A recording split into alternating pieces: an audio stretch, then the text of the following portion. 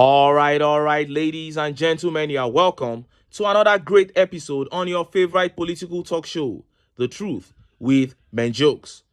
Now, one of my greatest desires is to see a Nigeria that works. If we are genuinely able to do things right, it is a win-win for all. Therefore, it amounts to pain and disappointment for some of us when, as a country, we live in deceit and denial.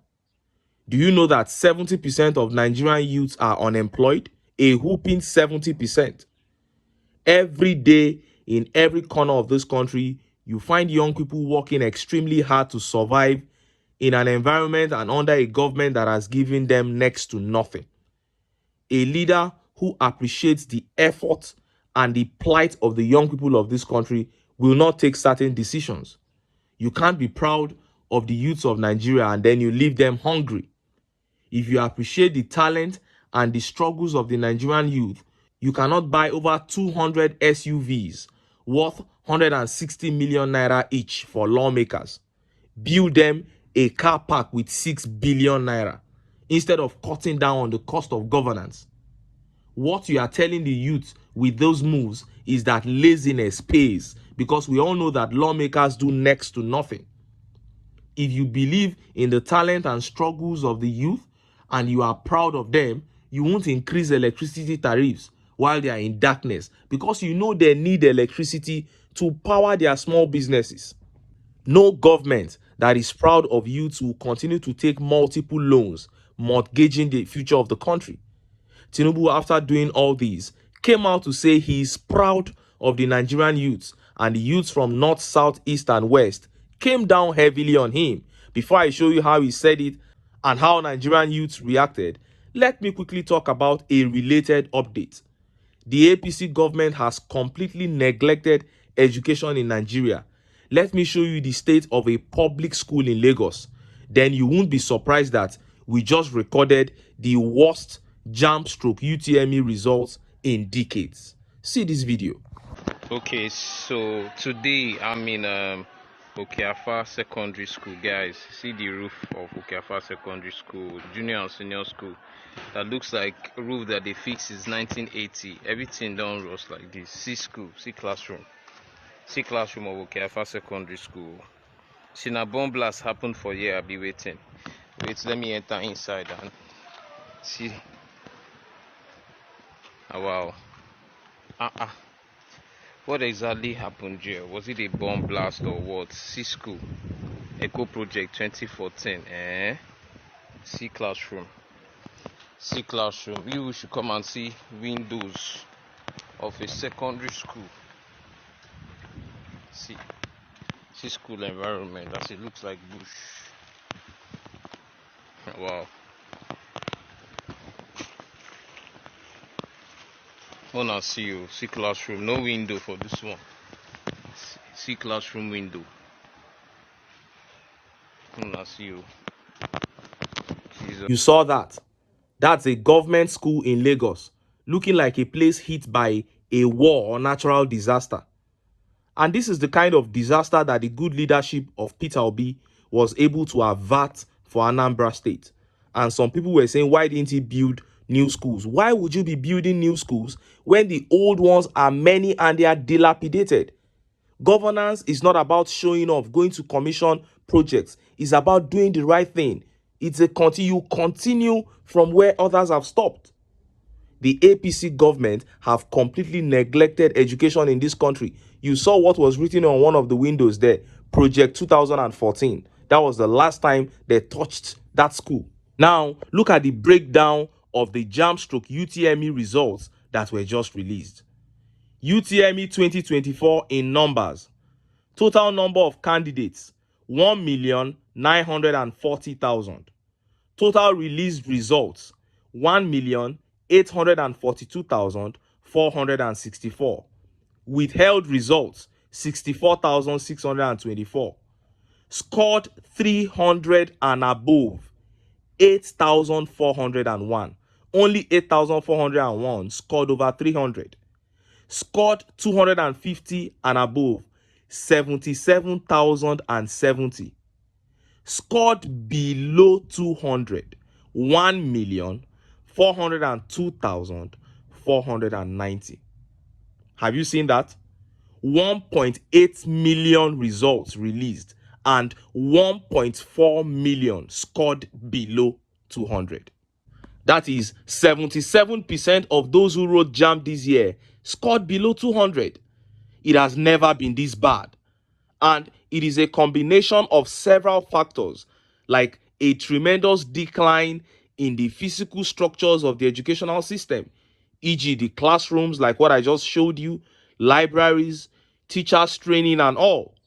Then a significant drop in the regard for education in Nigeria amongst young people. People can now see that you don't need a certificate to attain any position in this country. So what is the need for it? Then we have distractions that have come with recent technology, the social media and all that. And the failure of JAMB themselves. Some of their systems are terribly bad, but they will embezzle the monies that should be used to replace them. It all comes down to failure of governance. We are saying all this not to spite this country. We want Nigeria to get it right so we can have a sane society. Now, let us look at what TINUBU said about Nigerian young people that the young people rejected. Look at how the papers reported it. I'm proud of Nigerian youths. It is Nigeria's time to become what it ought to be, TINUBU. TINUBU says his administration is investing in technology that is tailored towards ensuring transparency and accountability in government and accelerating public sector performance and service delivery to the Nigerian people. He said he is proud of Nigerian youths, adding that they encourage his administration to push ahead with his reforms. Responding to some propositions made by Microsoft founder and philanthropist Mr. Bill Gates on the sidelines of the World Economic Forum special meeting in Riyadh, Saudi Arabia on Sunday, TINUBU said, "We will look at this and work on it further. I am proud of Nigeria's youths. They are very excited and creative with technology. They encourage us as we continue to press our reform efforts forward for their future prosperity. This is Nigeria's time to become what it ought to be." Now, I really don't think this game of propaganda will ever end. Young people are leaving the country in thousands, and this man is saying young ones are encouraging his reforms.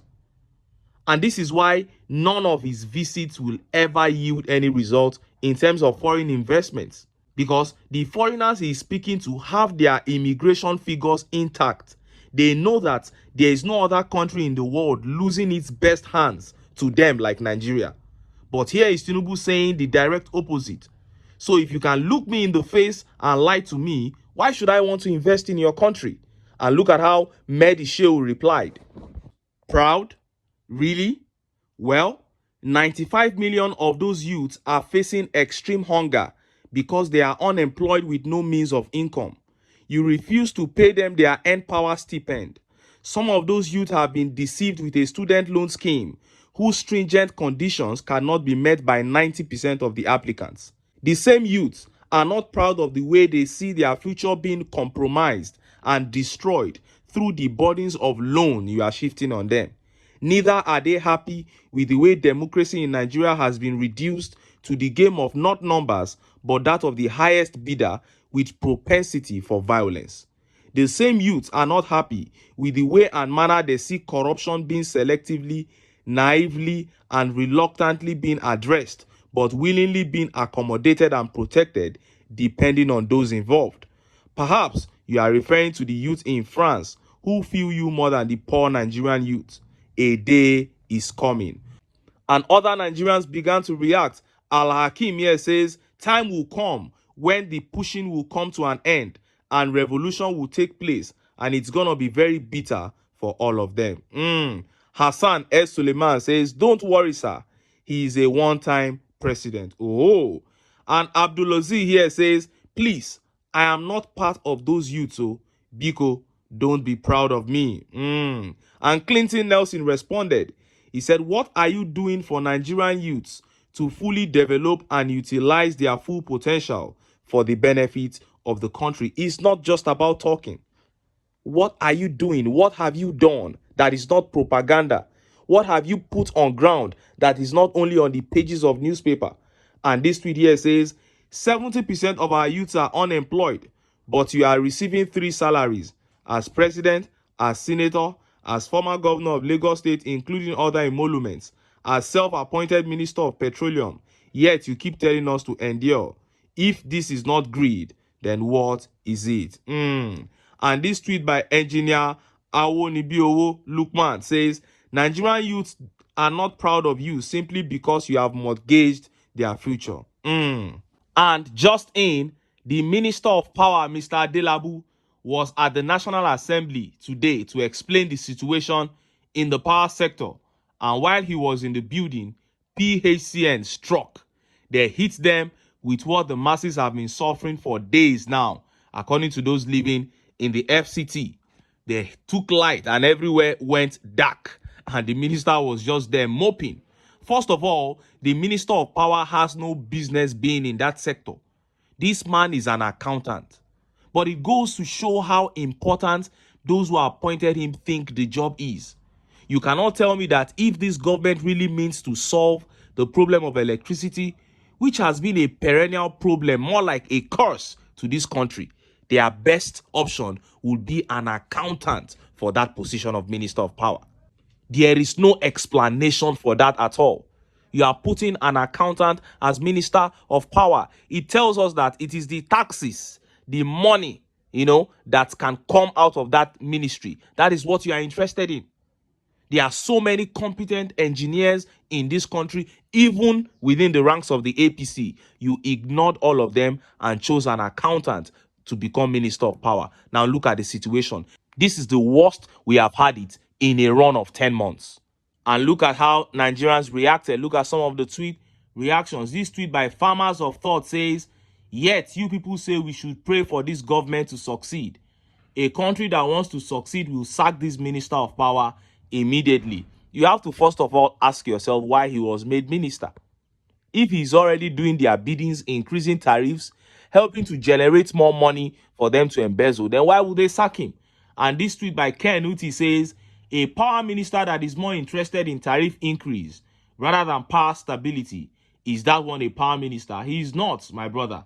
And Celebrity Taylor here says, APC is an embarrassment to Nigerian politics, a very big embarrassment, not just to Nigerian politics, but to every citizen of this country. And Adewale Damilare says, what a good optic for him as Minister of Darkness. If he has an iota of shame, he should have resigned than to continue in showcasing his inefficiency to the world. And once again, I would say, why would he resign? If they really meant to do well in that sector, they wouldn't have hired him in the first place. And this tweet by Maestro says, Walai, it has never been this bad. Bad harbinger of bad things. And Ovo here says, and you guys think Nigeria is not a circus? Nigeria is one big circus, and we all know who the clowns are. And Sound replied, he said the people are the clown. And Ovo said, accurate. And that is what I keep saying. The political class are just having a field day with the people emotions. Whatever their inefficiencies and their corruptions are, it is the people that suffer. And if Nigerians really want to get out of this suffering, if Nigerians want to take their country back and begin to enjoy the dividends of democracy and to feel the impacts of being citizens of one of the biggest oil-producing countries of the world, then Nigerians need to put sentiments aside, come together, and get the APC out of power. But until then, make I still enter town. Make I go get some ogbonge political news wey una go like. Why? Because of una. Now I dey here, so don't go away. Don't go. Sunday.